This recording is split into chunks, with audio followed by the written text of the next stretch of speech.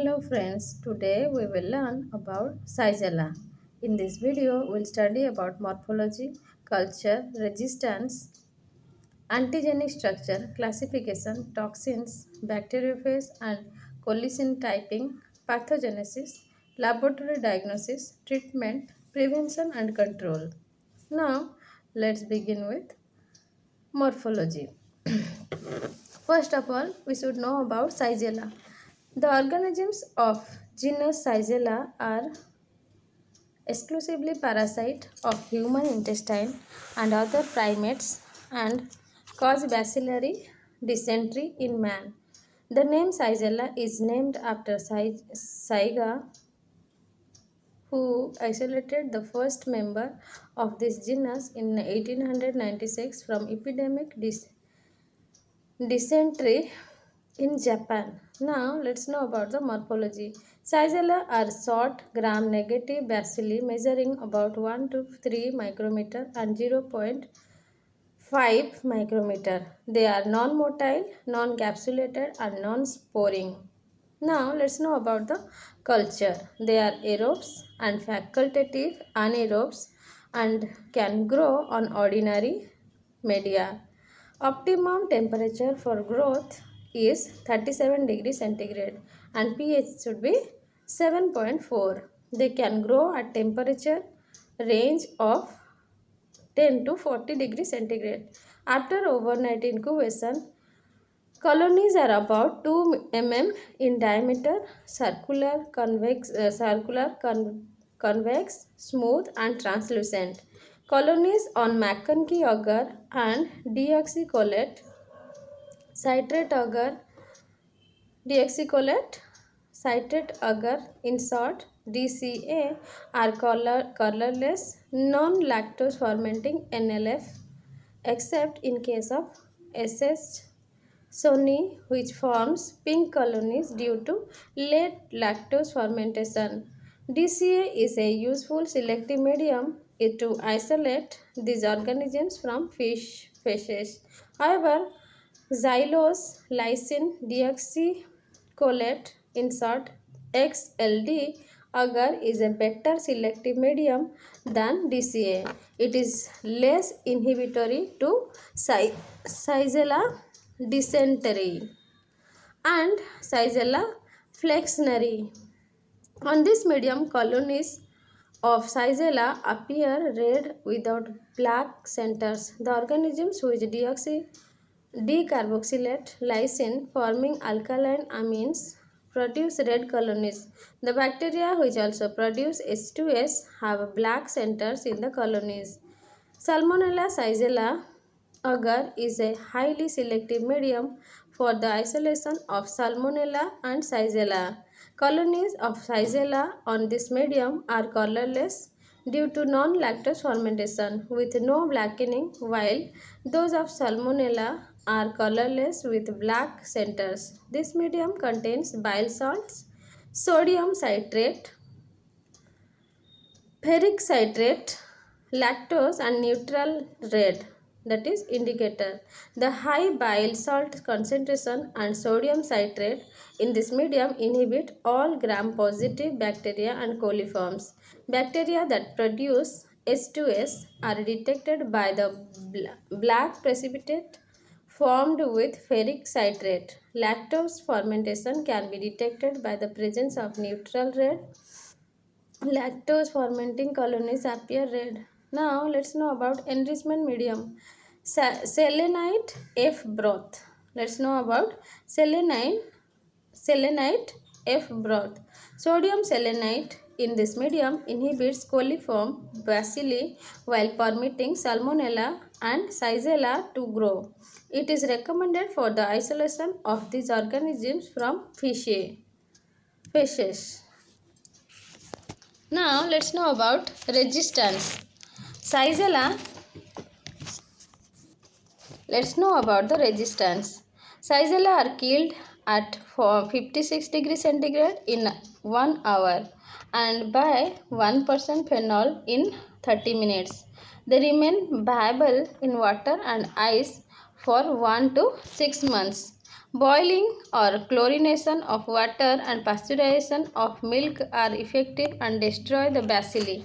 Now let's know about antigenic structure. Shigella possesses a large number of somatic oxygen antigen and the and some stains produce K antigens which cover the oxygen antigen. K antigens are not relevant in typing but may interfere with agglutination by O antisera, oxygen antisera.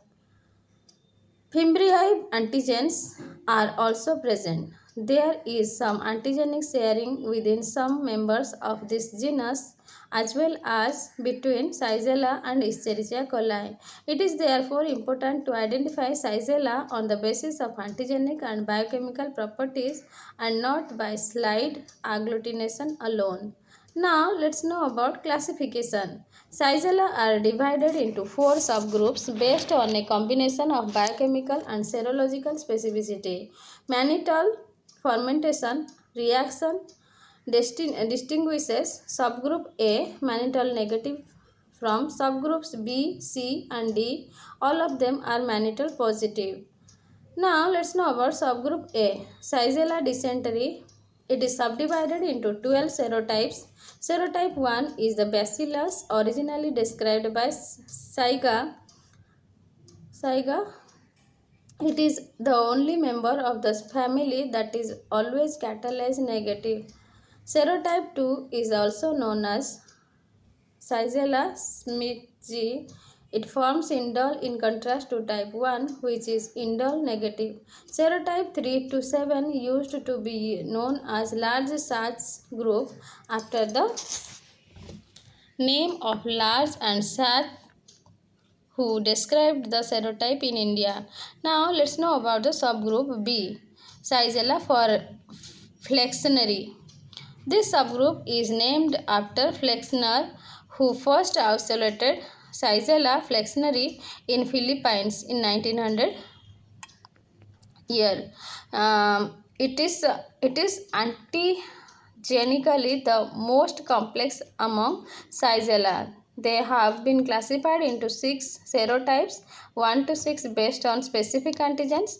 Each of these is further divided into subtypes, that is example 1A and 1B. In addition to 6 serotypes, 2 antigenic variants are recognized which do not possess type specific antigens. Serotype 6 occurs in 3 biotypes, some of which form gas from sugars.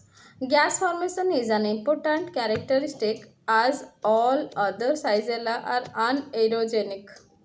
Now let's know about subgroup C, Shigella boydii. It is named after Boyd, who first described these strains from India, that is in 1931.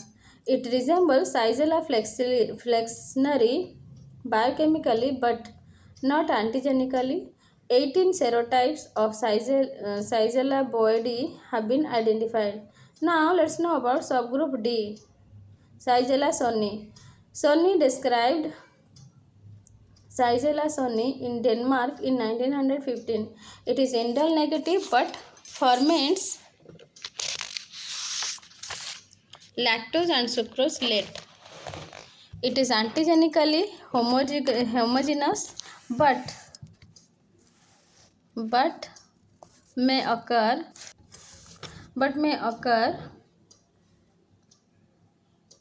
in two forms. First is phase 1 and another is phase 2. Shigella sonni has been classified into many colicin types. It causes the mildest form of bacillary dysentery. In many cases, the disease may occur as the mild diarrhea. Shigella sonni infection is the most common shigellosis in advanced countries. Now let's know about toxins. Endotoxins. All Shigella release endotoxin after autolysis. Endotoxin has irritating effect on intestinal wall which causes diarrhea and subsequently intestinal ulcers. Now let's know about exotoxin. Shigella dysentery type 1 produces a powerful exotoxin. It acts as enterotoxin and as well as neurotoxin. As enterotoxin, it induces fluid accumulation, and as neurotoxin, it damages the endothelial cells of small blood vessels of the central nervous system, which results in polyneuritis, coma, and meningism. The exotoxin is not primarily a neurotoxin. Now let's know about verocytotoxin, VT. The Shigella dysentery type 1 also produces a cytotoxin which acts on vero cells and is named verocytotoxin or VT. Two verocytotoxins VT1 and VT2 are recognized. VT1 is identical to exotoxin produced by Shigella dysentery type 1. VT1 comprises two subunits A and B. Subunit B binds the cytotoxin to cells while subunit A inhibits protein synthesis.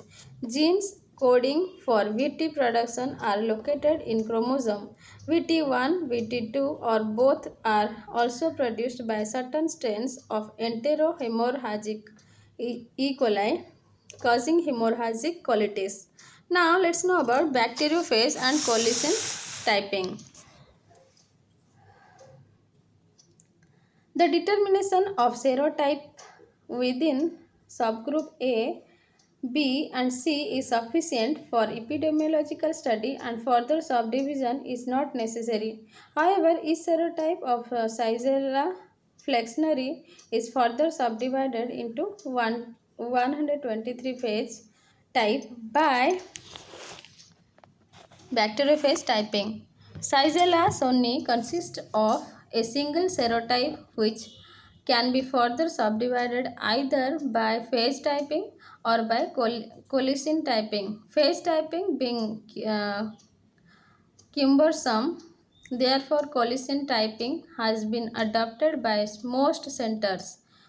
Shigella sonnei strains are classified into 26 colicin types and each type is characterized by the production of a specific colicin. Now let's know about pathogenesis. Shigella caused by bacillary dysentery. Man is the only natural host of Shigella. The minimum infective dose is as few as 10 to 100 bacilli. Shigella dysentery type 1 causes most severe form of dysentery usually associated with taxemia. The infection due to Shigella flexneri and Shigella bodies are less severe and prevalent in tropical countries including India. Shigella sonnei causes the mildest form of the disease and is common in West countries like Britain.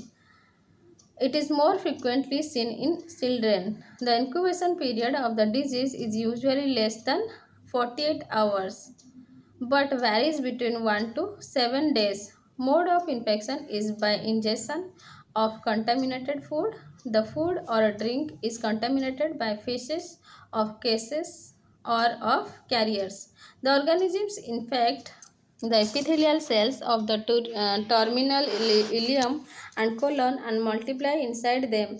The distal parts of the colon are severely affected. Then they spread laterally into adjacent cells as well as to lamina propria. Inflammatory reaction develops and there is necrosis of surface epithelial cells. The necrotic epithelia become soft and friable and are slotted out, leaving behind transverse superficial ulcers. The organisms tend to remain localized in the gut wall and usually do not lead to bacteremia. Invasive property of Shigella is related to the presence in the bacillus of large plasmid coding for outer membrane proteins which are responsible for cell penetration. These proteins are named virulence markers antigens. VMA can be detected by ELISA. The invasive property can be demonstrated by its ability to penetrate HeLa or HIP2 cells. Shigella dysentery type 1 causes Toxemia due to production of exotoxin. The toxin causes accumulation of fluid leading to severe diarrhea and may cause complications like polyneuritis, arthritis, conjunctivitis, pyrotitis, hemolytic uremic syndrome may occur as a rare complication in severe cases. The severity of the disease varies from acute fulminating dysentery to mild diarrhea. The term sigellosis has been employed to include the whole spectrum of the disease caused by Shigella. In India, Shigella flexneri, that is 50 to 85% is the most common isolate, followed by Shigella dysentery, that is 8 to 25%, Shigella sonni, that is 2 to 24%, and Shigella boydii, that is 0 to 8%. Several localized outbreaks of Shigella dysentery type 1 were observed in India from 1974, followed by extensive epidemics in various states. These epidemics showed multiple drug resistance. Now let's know about laboratory diagnosis. Diagnosis depends upon isolating the bacillus from feces. Specimens. Let's know about specimens. Fresh stool is collected. Rectal swabs are not satisfactory. The ideal specimen is a direct swab of an ulcer taken under sigmoidoscopic examination. Now come to transport. Specimens should be transported immediately and inoculated without delay. If delay is inevitable, specimens should be transported in a suitable medium such as buffered glycerol saline. pH should be 7 to 7.4. Alkaline transport media used for Vibrio are inhibitory for Shigella. Now come to direct microscopy. Saline and iodine preparation of assays show large number of pus cells, erythrocytes and macrophages. Parasitic causes of dysentery may also be excluded by this examination. Let's know about the culture. Specimen is inoculated on selective media like McConkey agar, DCA or XLD agar. Selenite F broth, that is 0.4%, is used as enrichment medium which permits rapid growth of enteric pathogen while inhibiting the growth of normal flora like E. coli for 6 to 8 hours. Subculture is done on solid media from selenite F broth. All the solid media are incubated at 37 degrees centigrade for 24 hours. Now let's know about colony morphology and staining. Colorless NLF colonies appear on McConkey's agar, which are further confirmed by gram staining, hanging drop preparation, and biochemical reactions. Shigella are gram-negative bacilli and are non-motile. Now let's know about biochemical reactions. In a non-motile bacillus, that is urease citrate, H2S and casein negative should be further confirmed by various biochemical tests. Now let's know about slide agglutination test. Identification of Shigella is confirmed by slide agglutination with polyvalent antisera and monovalent sera. Then type specific antisera belonging to subgroups A, B or C is used for agglutination test. Now let's know about collision typing. It is done for subgroup D stains. Let's know about treatment. Uncomplicated shigellosis is a self-limiting condition that usually recovers spontaneously. Dehydration has to be corrected promptly, particularly in infants and young children. Routine antibacterial treatment is not indicated, but antibiotic should be reserved for the severe toxic cases. In very serious infections, nalidixic acid has been life-saving. The wide prevalence in Shigella of R factors conferring resistance to multiple antibiotics makes antibiotic therapy for futile. Many strains are still sensitive to nalidixic acid or norfloxacin. There is no convincing evidence that antibacterial therapy either hasten recovery or prevent the carrier state. Now let's know about the prevention and control.